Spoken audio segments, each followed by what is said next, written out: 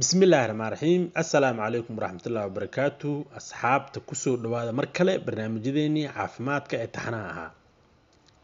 إن شاء الله ما انتو حان كهدلينا حنونك أما عذرك تي بشدة أما قاحدة قف بسيدو يقانو taas oo afka qalaad lagu dhaho tuberculosis insha Allah waxaan sheegi doonaa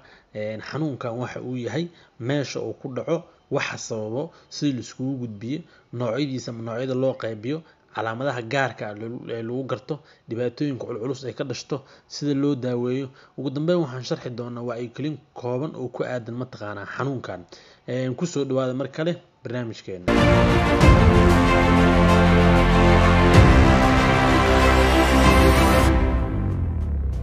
haddii aan guda galno mowduuceena insha Allah maanta waxaan ka hadlaynaa xanuunka ama cudurka TB-shada ama qaaxada taas oo afka qalaad mataqaana lagu yiraahdo tuberculosis marka waa maxay xanuunkan TB-da TB-shada waxaa la dhahaa waa cudur kaas oo sababo jeermiska nooca loo yaqaano bacteria gaar ahaan bacteria loo yaqaano Mycobacterium tuberculosis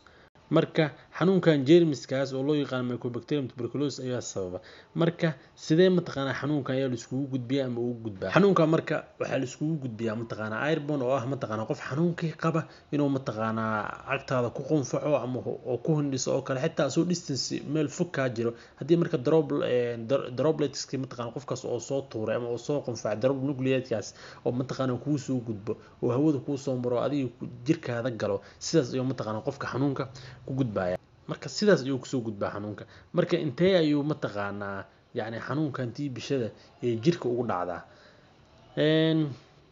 TB-shada waxay ku dhacdaa ama ay saameysaa dhammaan organiska jirkeena aan ula jeedo dhammaan xubnaha jirka marka laga reebo timaha iyo cijiyaha inta kale way saameysaa oo ula jeedo waxay saameysaa kaliyaha waxay saameysaa maqaarka waxay ku dhacdaa mataqaana lafaha waxay ku dhacdaa sanbabaha waxay ku dhacdaa mataqaana wadnaha waxay ku dhacdaa mataqaana maskaxda indhaha way ku dhici kartaa xubin kasta beerka xubin kasta caloosha mandhiciraha xubin kasta oo jirkeena xubnaha taranka hataa xubin kasta oo jirkeena kamid way ku dhacdaa TB-shada marka laga reebo mataqaana timaha iyo cijiyaha inta kale way ku dhacdaa marka intaas meel ay ku dhacdaa TB-da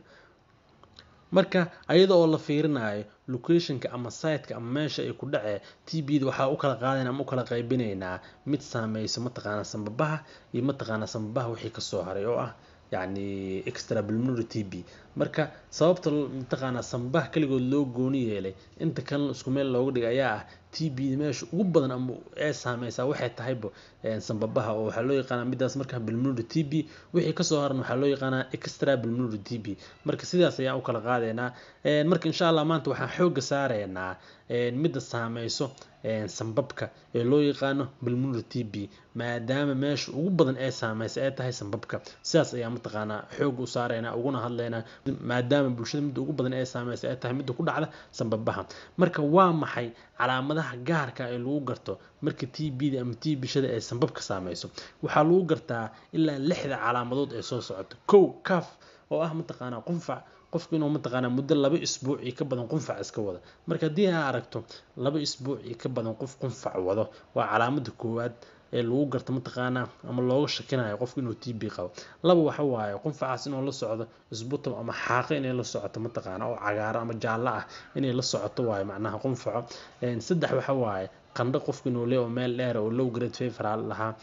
mataqaana afar waxa waaye qofka miisaankiisa maalin si dambayso inuu mataqaana hoos u dhac ku yimaanayo iyaduna waa calaamad afraad ee lagu garto shan waxa waaye qofka inuu tabar darre ama daal zaid oo dareemayo lix waxa waaye night sweat oo mataqaana qofka inuu habeenkii dhidid oo isku arkayo markuu jifto ku dhahay habeenkii waa dhididaya marka daa isku aragto qunfac mataqaana 2 isbuuc ka badan miisaankaadana oo hoos u sii dhacayo qandho meel dheerna aad qabto qunfacaadana oo mataqaana xaaqa ama mataqaana yani ay la socoto tabar darre zaid aad isku aragto habeenkii dhidid aad isku aragto ama calaamadaha qaar kamid ah isku aragto qofkaas waxa looga shakinayaa inuu qabo cudurka TB-da marka goorma ayaa calaamadahan soo muuqdaan oo qofka lagu arkaa ma markii uu infectionka jirka soo gala isla markiiba mise mataqaanaa markii waqti dheer oo jiro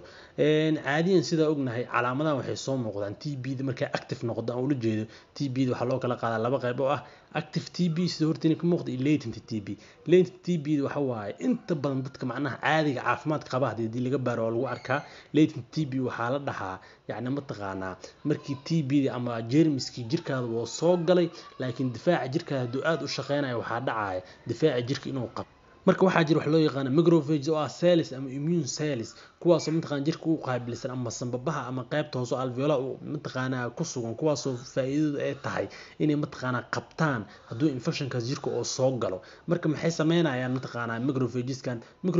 mataqaana waa unugyo ka tirsan mataqaana difaaca jirka shaqadooduna ay tahay waxyaabihii sanbabka soo galay oo infectionka ama jeermiska ah inay qabtaan markay qabtaan way haynayaan oo mataqaana jeermiskii sidaas ayay u haynayaan ma sii daynayaan oo mataqaana mana burburinayaan mana sii daynayaan marka maxaa dhacaya jeermiska inuu meesha isku badiyo marka xaaladaas waxaa loo yaqaanaa jirkana dhibaato u geysanaynin difaaca jirkana oo haayo laakiin jirka oo soo galay TB-da waxaa loo yaqaan latent TB marka haddii difaaca jirka laga xoog badiyo ee TB-da escaping SMS meesha ay kasoo baxsato macnaha waxaa ula jeeda mycobacterium bacteria sababaysa TB-da haddii meesha kasoo baxsato waxaa dhacayo in jirka mataqaana ay ku baahdo sidaas mataqaana infection ay ku keento markaas infectionka ay keento calaamadahan oo hadda aan soo tirino lixda ah ee qof ka soo muuqdaan markaas TB waxa loo yaqaan active TB marka labadan aan hal mar ku soo celiyo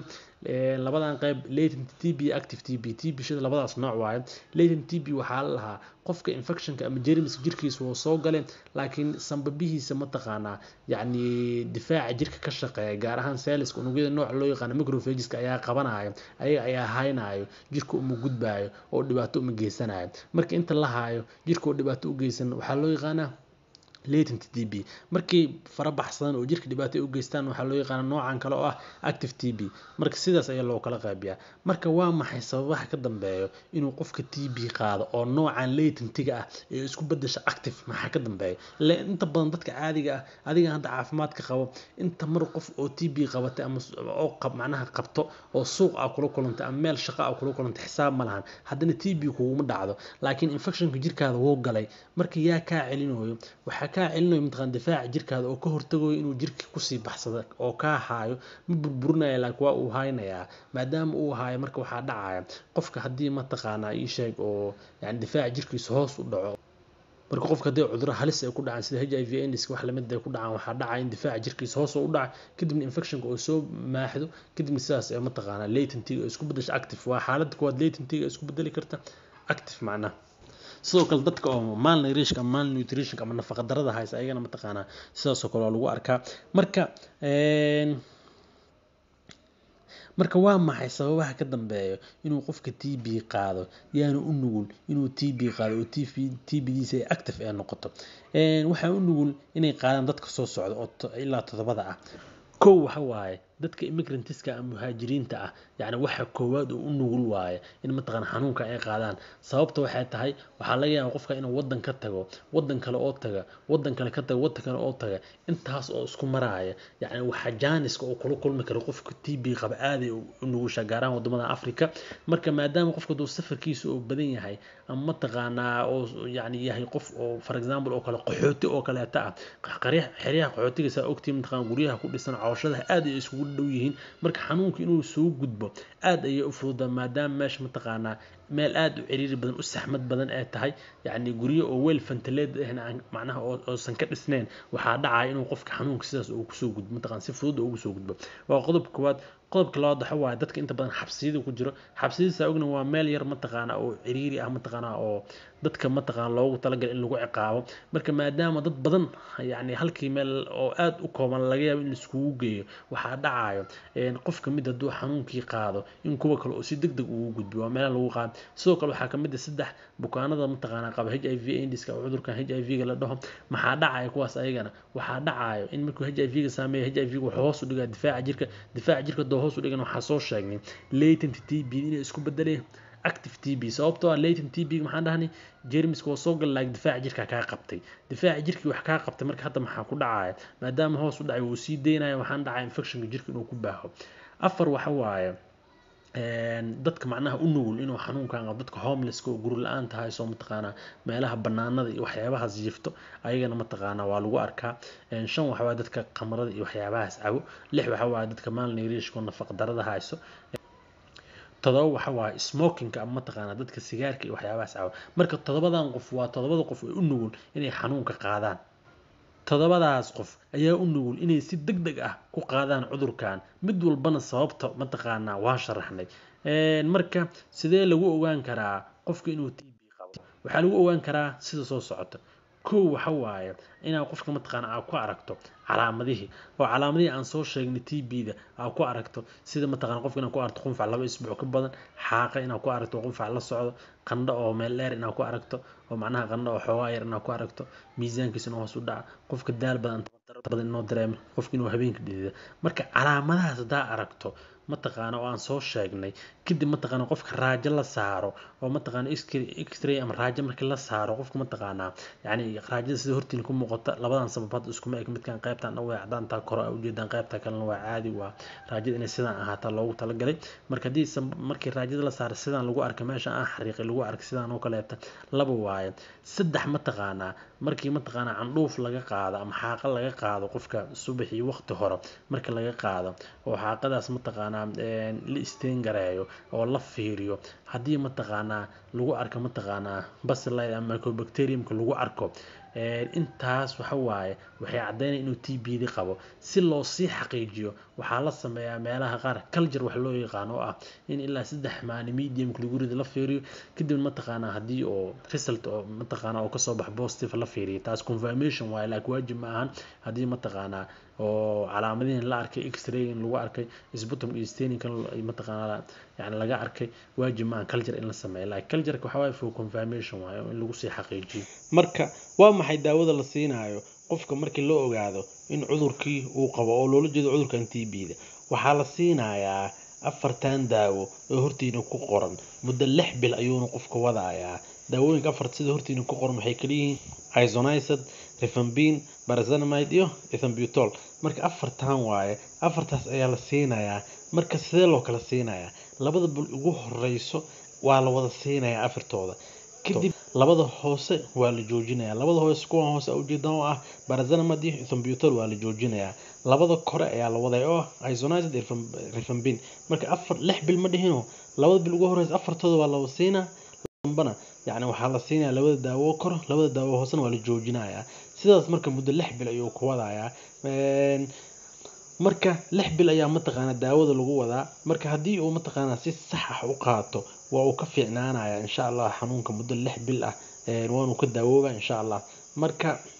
waxaan kula talinaynaa marka bulshadeena inay iska ilaaliyaan in daawada ay kala gooyaan ama mataqaana waqtigeeda ay qaadan waayaan waayo taas waxay sababay wax loo yaqaan resistance oo ah jeermiskii ama bakteeriyadii inay iska caabin sameeyso kadibna ay daawada la qabsato oo wax mataqaana ka tari wayso qofkan mataqaana uu ka gudbo mataqaana xaaladan TB-da caadiga oo uu gudbo wax loo yaqaan MDR ama multi-drug resistance oo ah xaalad halis ah oo aad u daran een adag tahay in wadan gudihiisa Soomaaliya lagu daaweeyo inkastoo hadda hal santar laga furay haddana mataqaana